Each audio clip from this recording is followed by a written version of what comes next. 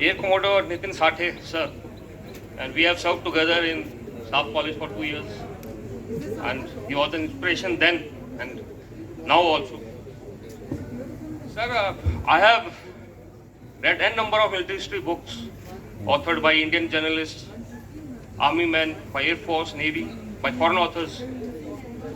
And when I read this book of yours, it is totally different. My query is, what was your motivation, inspiration, or the thoughts when writing a book of such a important nature, and that too in a manner? Could you please explain to all of us? Thank you. Check. Good afternoon, everybody, and welcome to the session. And I must thank all the veterans who are here, especially from the bottom of my heart, to have come for this session.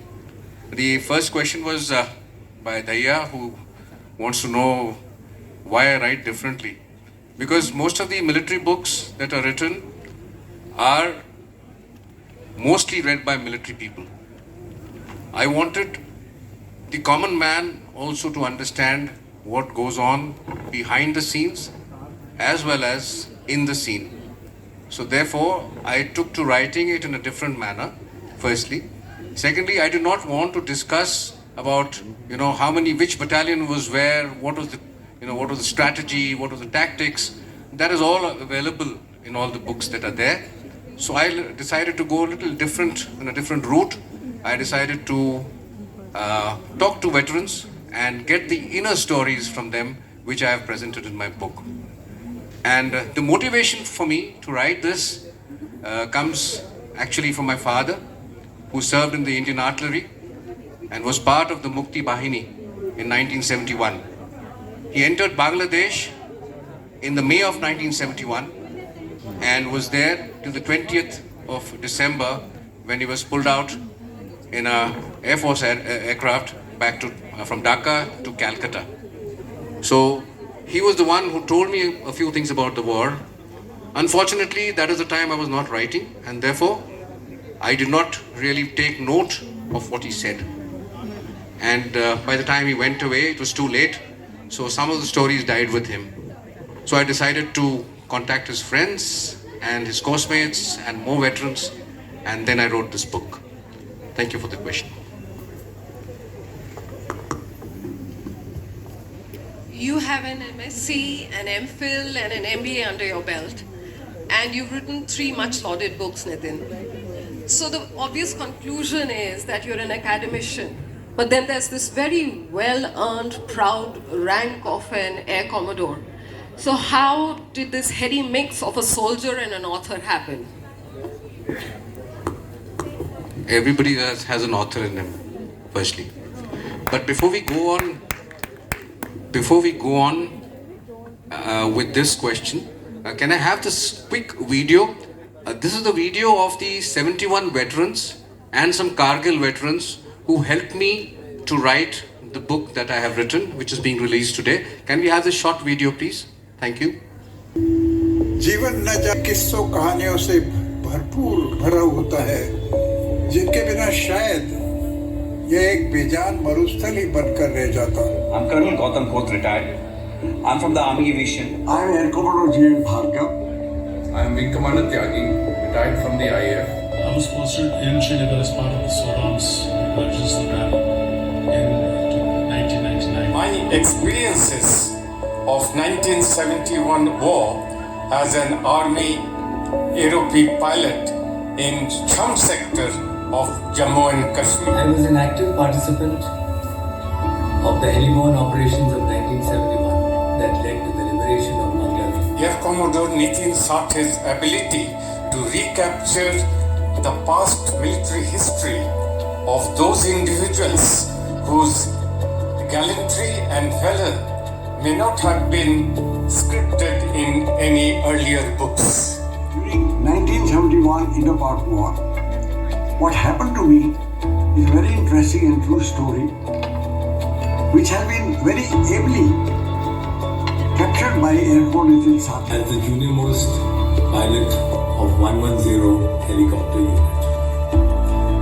Guru Nitin Sathe has taken my narrative of the war and presented it in I had the good fortune of participating in Operation Safed Sagar in the year 1999, flying Mi-17 helicopters. Our unit and I, as part of it, took part in extensive operations in the Indo-Pak conflict during that period of time. The proud privilege of being able to serve my country during the Kargil War in 1999, where I was awarded the Veer Chakra. 1971, 99 और war stories एक ऐसी ही पुस्तक है जो हर बार Thank you.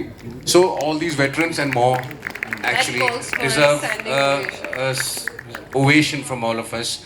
They really went beyond whatever. There was no time. They were 80 plus, and they gave me the lovely stories that I've written.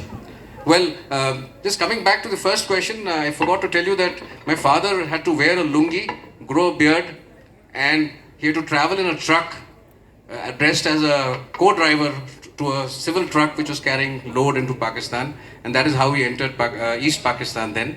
And thereafter, of course, his guns followed, and all that the Mukti Bahini did is all there in the books. Coming back to being an author, soldier, well, my journey as a writer began after 2004 tsunami, where I was posted to the tsunami-ravaged islands of Car Nicobar, and my experiences there of rebuilding Car Nicobar actually prompted me to write a diary, which was later converted into a book, and I attribute this writing to Rediff.com, the editor-in-chief, Nikhil Lakshman, a dear friend. Unfortunately, he is not with us here today. He could not make it because of a prior engagement, but it was him that he pushed me, prodded me, and it took me almost 10 years to write the first book. Thereafter, of course, I've been churning out every 1.5 years or so, but the first book took me 10 years to write, and that is where I started my writing. Thank you. Before I go on to my next question, I just have to say that the video, the short snippet with the veterans gave me goosebumps, and it was so wonderful to put a face to the names I'd read in the book, the prisoner of wars and these veterans who've risked so much for the country. Moving on to our next question, Air Commodore Chandramohan Singla gives a fascinating account of Flight Kilo and also the formation of the Bangladesh Air Force. I'm sure the audience would love to hear more about that. Okay. Now this is Chandramohan Singla sir, retired as an Air Vice Marshal, and he is presently 82 years old, stays in Delhi, and just about manages to get things going for himself. And he was kind enough to speak to me and give me a lot of material to write on, and thereafter, of course, I interviewed him. So there was something called, the veterans who are sitting here, of course, know about it.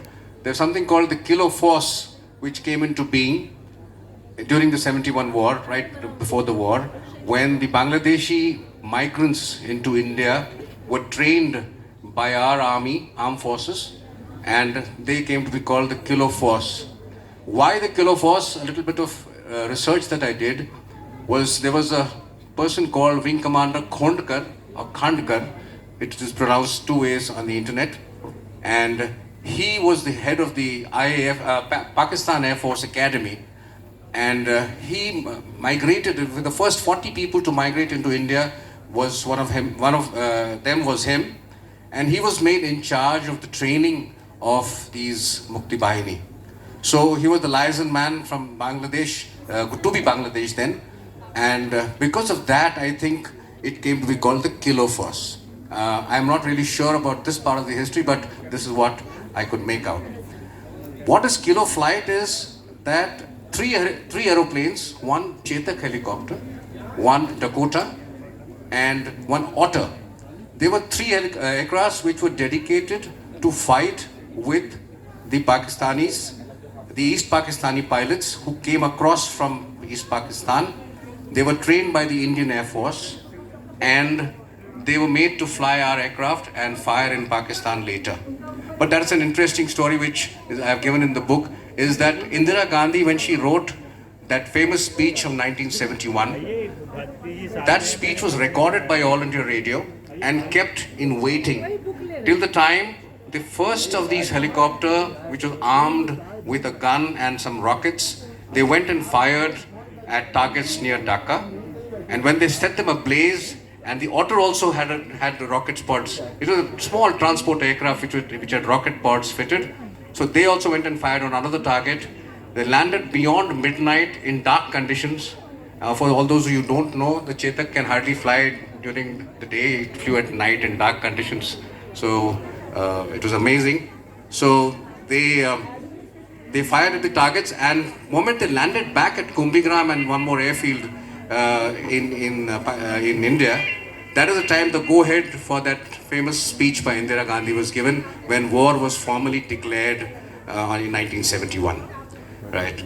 And Kilo Flight, of course, these aircrafts were modified, and we had Squadron Leader Sultan Ahmed, Flight Lieutenant Badrul Alam, and there was an interesting story about a Pakistan International Airlines pilot who also came across and flew the helicopters with us.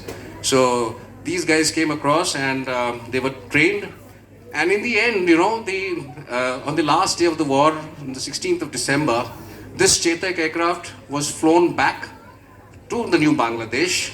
It was bullet-ridden and it was handed over to the Bangladesh Air Force. It was the first aircraft of the Bangladesh Air Force that came into being.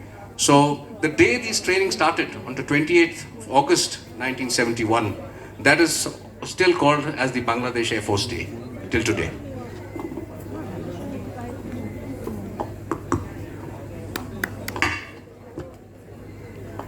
Sathe sir, the one thing which stands out in 71 was there were 14 choppers, 32 pilots. Over a period of 8 days, 24/7, they transported some 8,000 soldiers and over 200 tons of stores to Dhaka and Sylhet, which eventually helped the Indian Army force the Pakistanis in Bangladesh to surrender. And you being a helicopter pilot yourself, could you please throw some light? What would have gone behind such a arduous task in such arduous conditions for those pilots, and how was it made possible? Okay, I think we are going to cut corners here, and I will cover some parts of the book which I was going to cover a little later, because the helicopters played a very major role in transporting of the troops across the Meghna River. Now, the original plan, FOCO plan that was there, wasn't actually to reach Dhaka. So there's a lot being written about the generals racing to Dhaka, the race to Dhaka as it is called, and everybody, all the three corps that were moving in from various directions, they wanted to reach Dhaka at the earliest. But Dhaka was never in the plan in the initial stages. That's what I have read. The helicopters were basically used in a very, audacious manner, if I may say so. They started training for this right in the beginning, right from August. That means our commanders already had planned that they would use these helicopters as an air bridge. An air bridge is where you don't have, means to cross over large water bodies, where the armed forces cannot cross across. The ME force, the 14 ME force of 110 helicopter unit that was at Kumbhigram, Silchar, and that time was moved along the borders. There were very small helipads from where they operated. There were 3 phases of the operation, but we'll not go into that.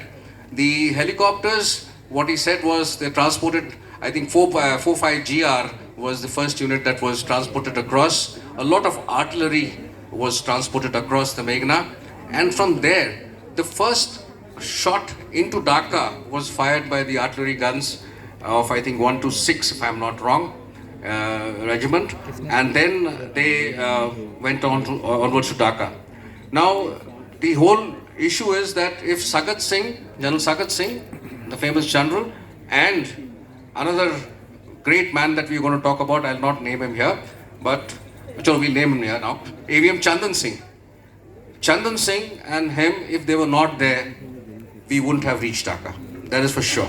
Because this operation, if it had not gone through, the aircrafts flew at night. They had to land in enemy territory without lights. They had to offload heavy guns and, soldiers, pick up casualties from them and come back. All this within 1.5 minute of landing. Because if you stayed there on ground for too long, you would be shot up.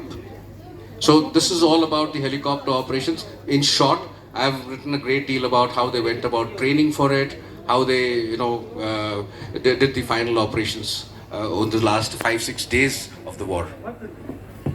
Just a little different question, General Saab, Commodore Saab.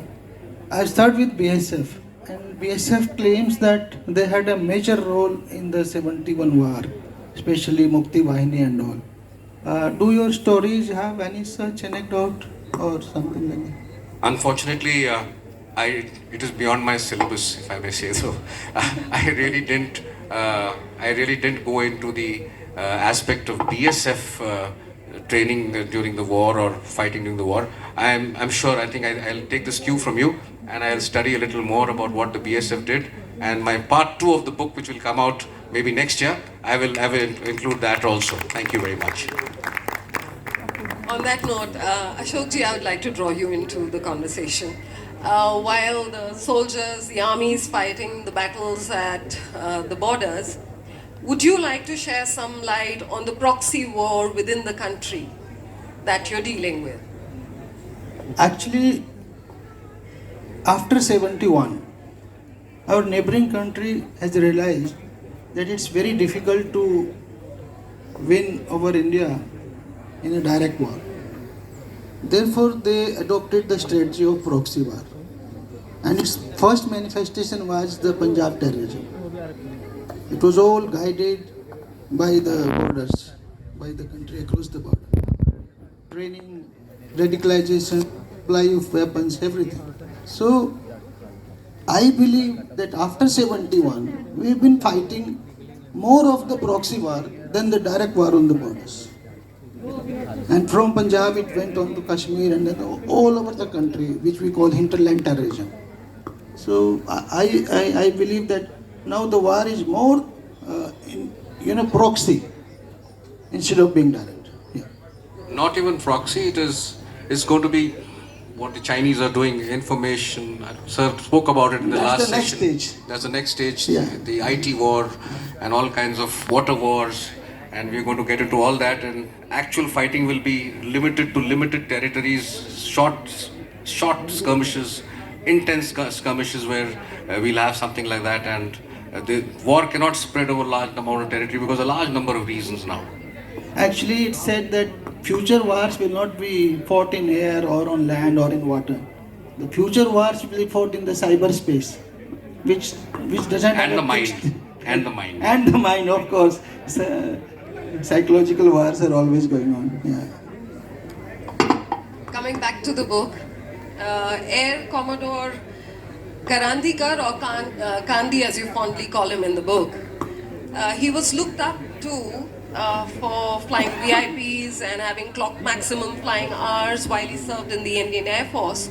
The lesser known fact is that he also flew the Dakotas solo during the war. But then there is this bit in the book where he makes this comment about button pilots, which is a reference to today's pilots. What would you like to say about that? Okay, this is I coined this word when I wrote an article for Rediff some time back on the new type of flying that we do. Because I flew till 2020 and I flew from the erstwhile Chetak helicopter to the latest Mi-35 and the upgraded Mi-35. So I saw the transformation of technology taking place across the last 36 years that I was in the Air Force. So that is why I call the new generation of pilots button pilots, because today an aeroplane can just press a few buttons, it can take off on its own and come back and land wherever you want it to be without anybody touching the controls. So that is why I call them button pilots, and therefore that hang of flying with your hands, the seat of the pants, has kind of died a natural death, if I may call it so. And the NCC cadets who want to join the Air Force must listen to this You got to be techno savvy to fly today's aircraft. Everything is glass cockpits. You got gizmos like like the mobile phone. You just got to tap a few fingers on a screen and things happen to the aircraft. Right. Coming back to the single pilot flying of what was mentioned, Karandikar, God bless his soul, Air Commodore Karandikar was first of the Boeing pilots of the Indian Air Force, and he was flying the Dakota during the war, and he was the one who trained the Dakota pilots of the Pakistan Air Force, the erstwhile East Pakistan Air Force, and that unfortunately that Dakota crashed a few months before the war in Bangladesh itself. So Karndikar sir was made to fly the Dakota alone. I don't know, all of you who have traveled in an aeroplane have seen that there are two pilots and a whole lot of crew behind you in such a big aeroplane. He was alone in the cockpit flying at night. He had to jump across his seat to put up the undercarriage, holding the controls with one hand and operating all the systems of the aircraft alone.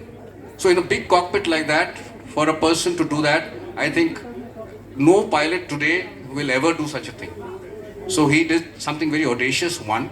Secondly, to land at night on a kacha runway without lights, it requires tremendous skills, piloting skills as well as navigation skills and what have you. So Karandikar sir was an epitome of a transport pilot who did absolutely wonderfully well. He flew about 18 odd short missions during the war, and a lot of his story has been written in this.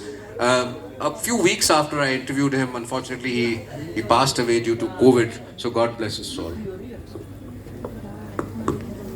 Going on to our next question, the Rajput Cavalier, Air Vice Marshal Chandan Singh, is the star of the Bangladesh Liberation War without a doubt. This session would be incomplete if we didn't discuss him. Well, I've already spoken about him. Cavalier in the Sky, that's what I call him. And that's a book that's been written on him, in fact. He was the head, that is the station commander of Jorhat during the war. And Eastern Air Command, that time located at Shillong, had passed on all the powers of command and control to him.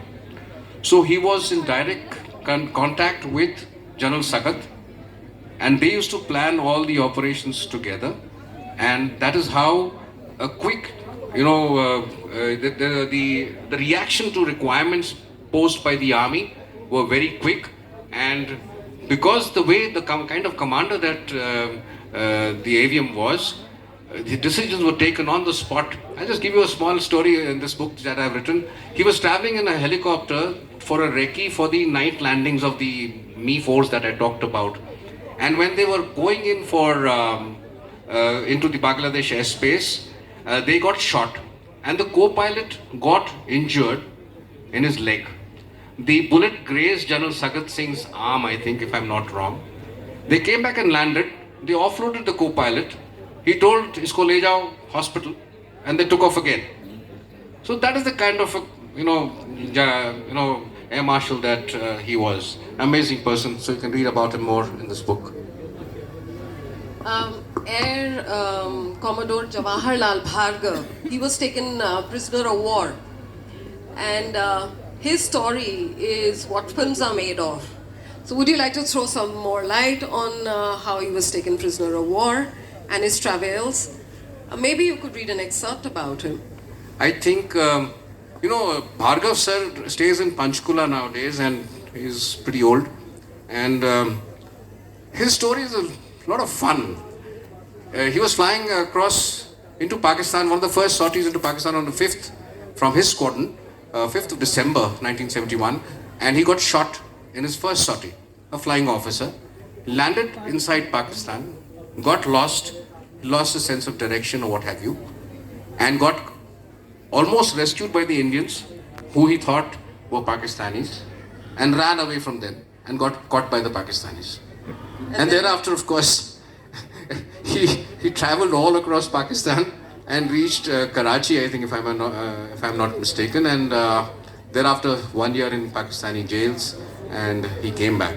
So the story is about him. So a little. Are you reading that bit where Yeah. he has those camel rides? Yeah. By any chance? So he had to travel on camel, and he was afraid of traveling on the camel.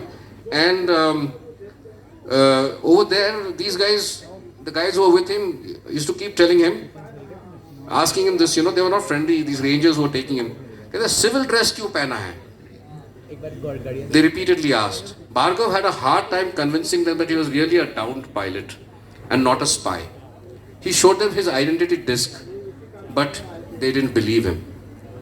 Dalil Umar Goli, kill the bloody pimp, said the Pakistanis.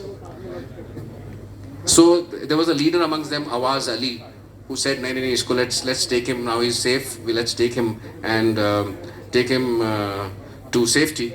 And he writes, he tells me, for the first few hours of the camel ride, I was constantly in fear of a bullet coming in from behind or being shot down by our own aircraft, that is the Indian Air Force aircraft, which were pummeling into Pakistan that time. Yeah, so there is one more little place where I wanted to read. So at Umarkot, he met a brigadier inside a bunker, He went inside and he was thinking that now he'll get some third-degree treatment. So when they reassured him, that all is going to be well. So they asked him, "Where are you from?" So he said, "I'm from Patiala, Punjab." So there was an officer in the crowd who said, "Patiala, I am also too from Patiala. You must be knowing the famous cricket coach, so-and-so. I have learnt my cricket from him." So Bhargava sir himself played Ranji Trophy cricket, and he had learnt cricket from the same coach that this Pakistani gentleman had learnt his cricket from. So this connection was established between the Pakistanis and this Indian soldier who was across Pakistan, and then they treated him well, and then the story continues into Pakistan. Despite being enemy soldiers, we are humans, and that's the beauty of humanity, when we rise above those and connect. In the chapter, The Rugged and Macho Pilots, Group Captain Alok Chauhan, he shares that there were some firsts and there were some jugars.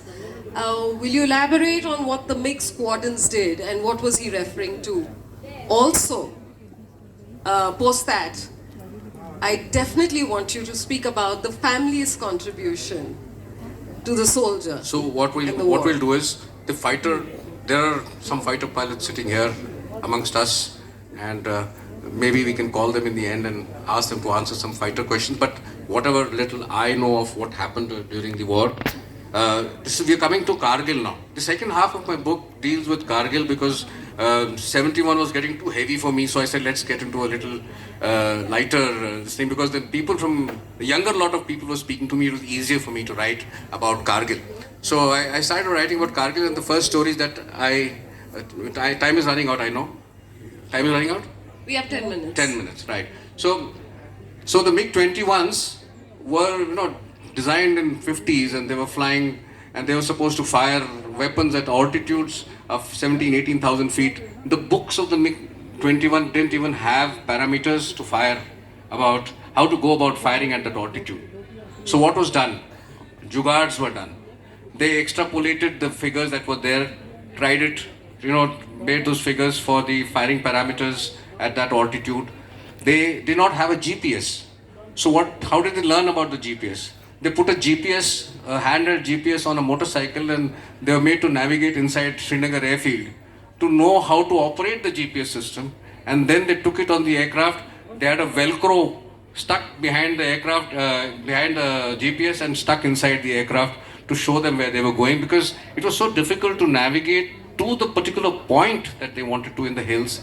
It is so difficult to make contact with a small speck of a target in the vast expanse of the mountains, and that too snowed out mountains.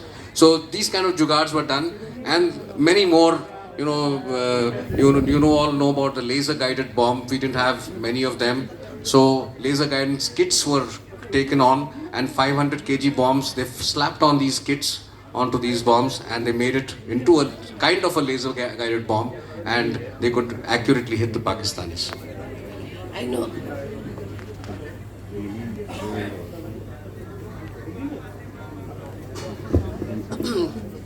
though we are running out of time, I would be faltering in my duty because I see so many army wives in the crowd. So this question, Nitin, you have to take, where Alok Chauhan shares this very heart-touching note of the role of the wives in the war. Yeah. So towards the end of the book, I write about a birthday cake coming from home for a pilot who gets killed on his birthday. So that is, I'll leave it at that. What Alok has written to me, after I did his interview, he kind of wrote to me what his wife thought about the war. So I think it's best that a lady speaks about it, and in a lady's voice for the ladies only. Here you are. Lend me your ears, ladies, because this is especially for you. And for the men as well, because you have to acknowledge the women's contribution. Servicemen around the world go off to their deployments and leave their loved ones behind. It is a poorly recognized fact what role they, the loved ones, play in clarity of thought and purpose of the individual at risk. Actually, in hindsight, the soldier isn't at risk at all. Actually, it is the loved ones who are at risk of losing their breadwinner. Of course, as ops progress, there came a time when you needed to lay down facts. What if I didn't return from a mission? And there wasn't much to go by if it did happen. She always replied to it with a smile. He's referring to his wife. We shall see, but for now, focus on what you need to do.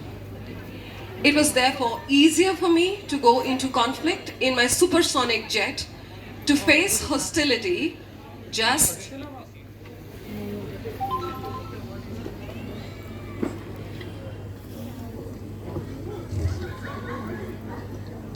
a short distance from her and know that she will be able to take care of things if they went wrong. It gave me an edge to fly with sharp focus, clarity, and enhanced awareness. So that's what ladies are all about. They make the soldiers fight in the front. Yes. So where do we go now? We got how many minutes left? We need a few minutes to be kept for question and answers, I suppose. Or you want us to... We haven't touched upon Kargil. So if I could quickly ask you one. Right. To tell us more about fighter operations in the Kargil war. And we lost 5 air crew in 3 aircrafts through the war. Throw some light on that. Yeah, while the army... No, in this book, in the end, I write that being an Air Force man all my life, 36 years, and firing weapons from far onto the enemy, this is the first time that when I when I wrote about this and when I spoke to people, I realized that how our men in greens, they fight almost hand to hand, and they are much closer to them. The feelings that they get while they kill a person or they go into combat is much more intense, and they need much more nerves of steel. And that's what I feel about the Indian Army as an Indian Air Force pilot. So I think we need a round of applause to the Indian Army for being what they are to our nation. Right. Coming back to the fighter operations, well, there were a whole lot of fighters that operated in this war, starting from the Canberra, which did some recce sorties, the MiG-25, it flew low and slow, which it's not designed to fly. They've got some photographs of the hills and the recce missions by the Jaguars, the Mirage 2000s. They got the RT frequencies, everything else that was needed for the intelligence gathering. And thereafter, of course, the MiG-27s were used to attack the various positions with their laser-guided bombs, the kits that I told you about. The Mirage 2000s also were used for that. And, you know, when 2 aircrafts have to go to fire, for the children who are listening, if 2 aircrafts have to go and fire 4 bombs at the enemy, you know how many aircrafts have to go? Sometimes 14, 15, 16 aircrafts have to go together. So that is how a package works in the Air Force. It is just not that you just give 2 bombs to somebody and tell him drop and come back. It doesn't work that way. So when you read this book, you'll understand what it means to package a fighter sortie into the enemy territory. Right. So we were fighters that operated. Whole lot of things happened. We lost one aircraft. Nachiketa was the prisoner of war, and to search for him, a dear friend of mine, Nodi Ahuja, he went in search for him in another MiG-21, and while he was searching for him, he got hit by a Stinger missile, and he ejected from the aircraft. Unfortunately, the Pakistanis shot him at point blank range after they captured him, and he was shot. His body was sent back to Srinagar in a couple of days, while Nachiketa took about 8 to 10 days to come back after all the diplomacy levels started. Right. So, so much so I think we'll keep this short because then people can read about this in my book. We'll open the book in a minute, but I want to request all those veterans who are here who fought in the 1971 war and in the Kargil conflict to kindly stand up, please. And I would like to stand up and give my standing ovation to you, sirs. We have Colonel Chima, who was behind the enemy lines.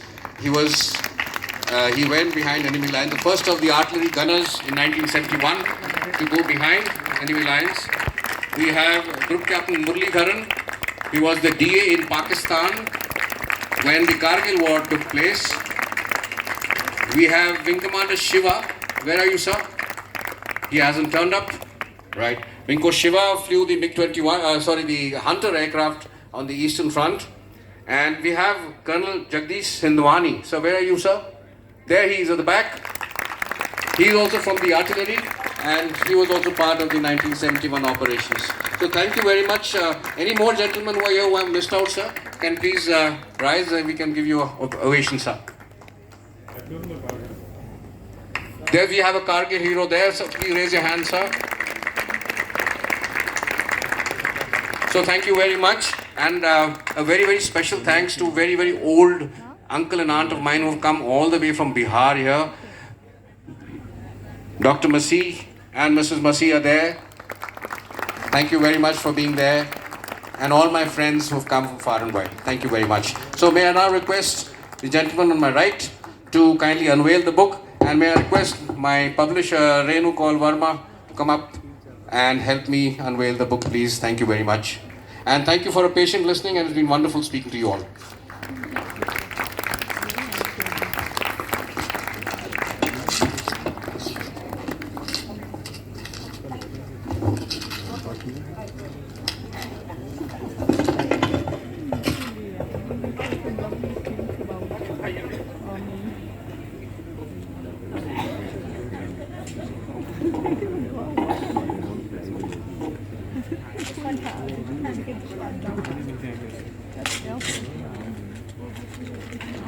And while we are doing this unveiling of the book, you can get your questions ready. We'll open the floor for questions.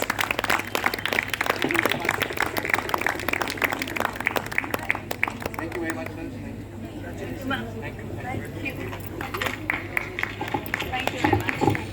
Nitin's open to questions from the crowd. So if anyone would like to. Could we get the mic to the gentleman, please? Good afternoon, everybody present. I'm Colonel Bakshi, veteran. Nitin has been a very close friend and he's done a lot of hard work. I thought I'll ask him a question which will be also interesting for the others. While you were meeting all the veterans of the 71 ops, which was that particular operation or any task which you feel was not got its due recognition?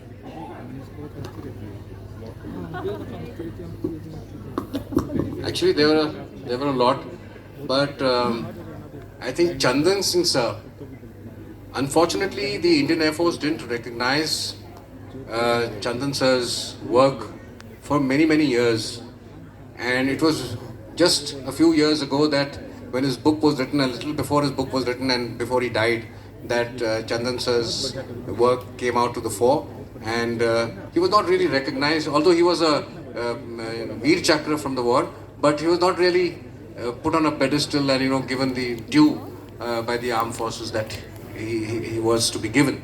So I think that one area that I spoke about, which I felt that he should have been right up there in our books of history. from the earlier times itself. Any other question? We can take one more, though I am being told that time's up. Just. Good afternoon, sir. I'm sure the book would make a very interesting read. No story of the Indian Air Force in 71 could be complete without a description of the heroics of Group Captain Dilip Parulkar. Would you consider including his story in the second part, sir? I have spoken to Parulkar, so I'm in touch with him. But his story has been, it's been written about many times. The movie has been made on the story now, and almost everybody was actually. I wanted to do something different, something new, untold. My intent of this entire book was to write something which has not been written about, untold stories of 1971. So I've spoken to him, and maybe in the next time when I write, I'll get some aspects of the war which he has not described to anybody else. Like Nachiketa's story is not known what happened in Pakistan. He's not spoken about it as yet. He is not yet broken into, if I may call it, and spoken to, and he's not come out with his story, what happened in Pakistan as a prisoner of war. So something like that, I think I'll do that. Thank you for your suggestion. Thank you. We've run out of time, unfortunately. Thank you, Ashokji. Thank you, General. And congratulations, Nitin. Thank you very much. You're always very kind. This is the second time you were on stage with me. Last time that I was here was here. Thank you very much to Value of Words and Dr. Sanjeev Chopra. Where are you, sir? And the brilliant audience. And Tanya, and everybody else at the back. Thank you so much. Thank you. Bye-bye. Oh, he's hiding right here. I see Sanjeev ji.